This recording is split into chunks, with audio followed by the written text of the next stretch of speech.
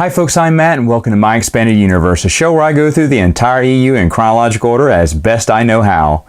Folks, today we're going to talk about 3 short stories, and the first one's going to happen from the Star Wars Adventure Journal, number 3. It was written by Patricia Jackson, and it was called When the Domino Falls. Now basically this follows Drake Paulson as he begins his career as a smuggler.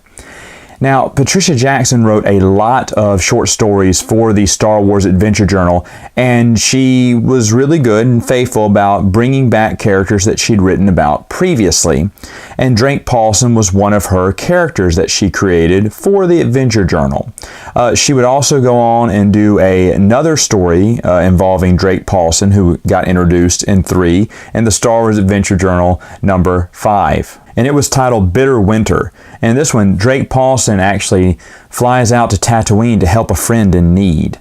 Now, while I can applaud Patricia Jackson for trying to bring back characters and give you some familiarity, because the Adventure Journal, I've talked about it a little bit, and I'll talk about it a little bit more today, but it was something that came out periodically and had a lot of short stories in it.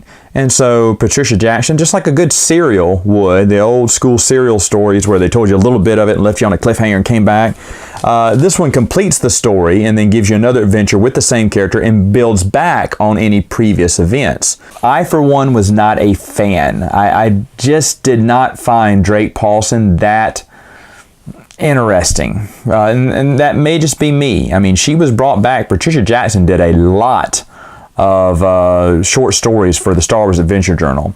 But for me, it's okay.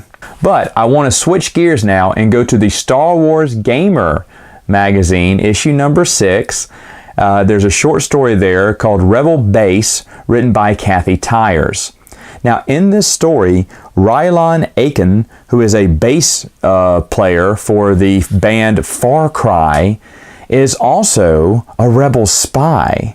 And at his concerts, any rebel agents who are there, when he plays his solo, he's actually sending code to those rebel agents to tell them what's going on behind Imperial lines. Because, you know, he does a lot of Imperial concerts. So he has the scoop on what's going on. And this is his ingenious way of delivering that code over to the rebellion.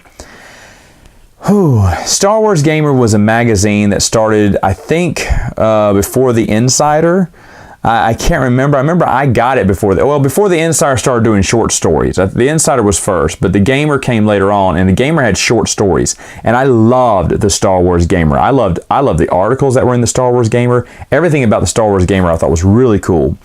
So a lot of their short stories I really think were good. This one was fantastic. It sounds weird, doesn't it?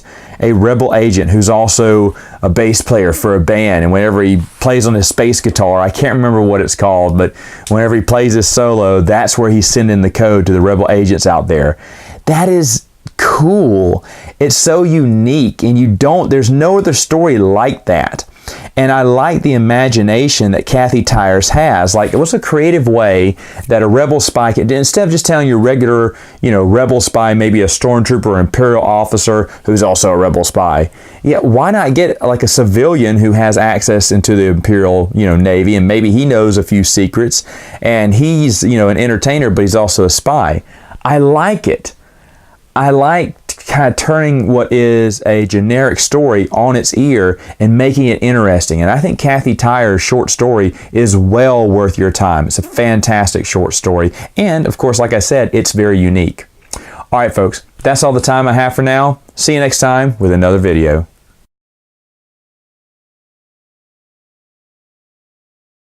Patricia Jackson. Why can I not say that name? Patricia Jackson.